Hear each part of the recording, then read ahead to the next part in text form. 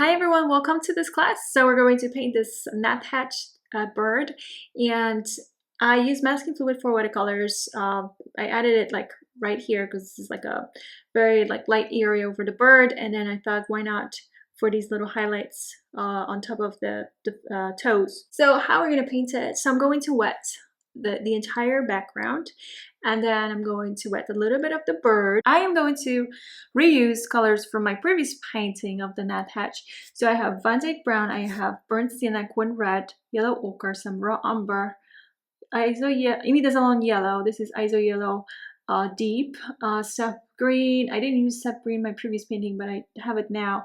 Cobalt Blue, some Quin Red, Phthalo Blue, Indigo. So those are going to be my main colors. First thing, I'm going to wet the background here.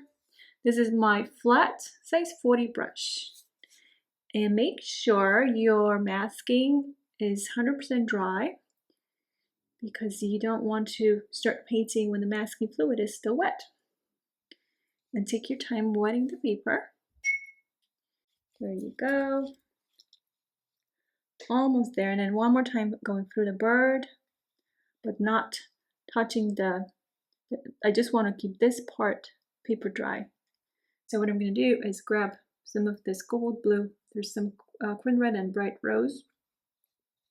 And this is my blue violet. So this is blue violet. And then I want to make it a little more reddish because I'm getting closer towards these flowers. And maybe now I can grab some of this Van Dyke Brown as well. Not too much. Basically, whatever you have like darker areas, then it's better to keep the background a little lighter. And then wherever you have the lighter area of the bird, then you want to create that contrast, and actually you do want to make it a little darker. So here I should use the Van Dyke Brown and some of this Quin Red. So I'm going to grab my long quill. This is my long quill size 2 brush, wiping it on a towel. I'm going to grab some of this yellow. I need a little more water with my brush, and the reds. And this is where I want to find the flowers. So you need to find the flowers, to find some of these flowers. Maybe some more of the bright rose. Doesn't have to be exactly the same. I want to start with let's see, like a yellow ochre. Maybe just yellow ochre and a tiny bit of that red. And apply it here. This is the belly area. I need an undertone here. We do see some blue, but we don't need the blue yet. And this is the area where I wet it, right? And here's more of the yellow. So now I'm going to push this paint that was flowing from the background here. By adding color towards the bird, I'm kind of pushing this away. I need to wipe it on a towel, grab some of the cobalt blue as well. And just add it towards these feathers. Now I can't go too high because I didn't wet it, right? But the bottom part I did wet. So I can go through some of these feathers. So I'm waiting and waiting, and I think it's time for me to, first of all, lift a little bit here to add some of these flower stamens. And this is the areas of the bird that are lighter. So maybe over here. Once we add second layer, we're just gonna lose some of these areas where we lifted. So it's just a fact. But we can still lift and just see how it goes, because maybe we want to apply colors everywhere. So I'm going to use my round 2 brush, and I'm going to wet all this. This has not been wetted, so it's all dry. The eye, right, the eyeball. And now I'm going to grab a little bit of that grayish tone that I was playing with. So blue, red, yellow. We do have a tiny highlight, so I'm going to stay away from that area, whatever that is. I just want some color in there to be. So here I go. I already have this nicely wetted. And with these colors, the ones we use, we shouldn't be really reactivating colors. We should be just fine. I'm grabbing some of this raw umber. There's some yellow ochre, right? So I'm starting with the lighter colors. And I don't want to jump in right away actually towards the darks, like to start just grabbing like burnt sienna, the midtones. I want to still add a little more yellow. Sometimes I would just focus on adding like the darks right away, but now that the more I look at it, I feel like I need a little bit of some raw umber, maybe yellow ochre, and then a little bit of that burnt sienna with some of this Van Dyke brown indigo.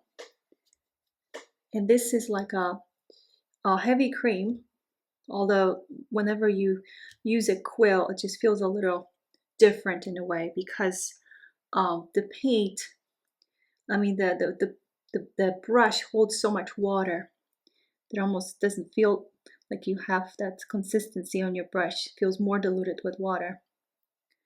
And just like towards these darkest areas, that's where I'm applying this shade, which is the Van Dyke brown and some indigo.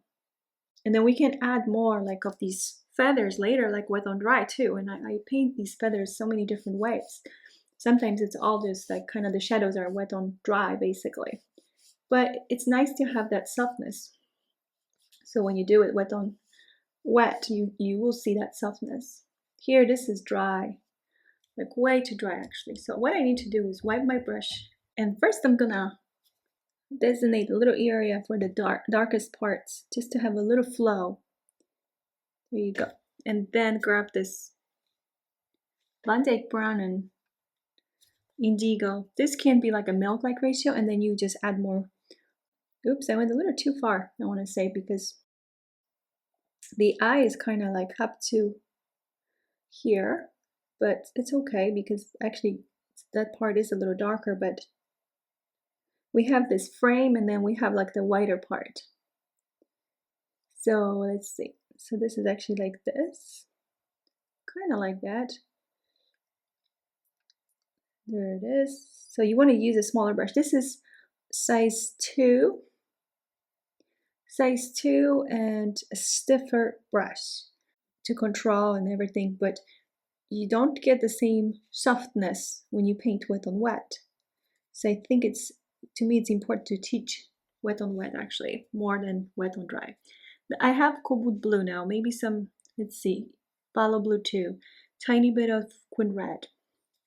I'm gonna focus on the lightest colors that I see first, which is like towards the edges.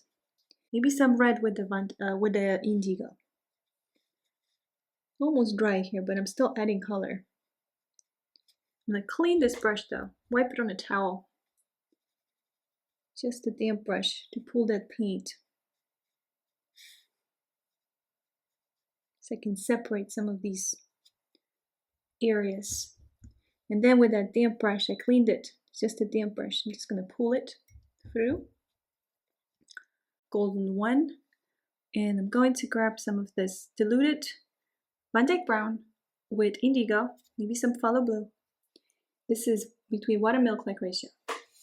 And I'm going to find those feathers now. To find some of these feathers more. There's a shadow here. I need a shadow. And then I'm going to go between these feathers, some of these feathers. What I'm going to do now is show you how I'm going to create those shadows. So I just need to add some shadows here so it just makes more sense. I'm just going to grab, let's see, some red, some indigo here, a little more red, and then some of this Van Dyke brown. How about these colors? And let's see, let's just make it a little neutral. And where do I need those shadows? I can't really refer to the reference because my painting is very different now. But I would have some shadows here coming from these claws, and then I can just go like kind of like this.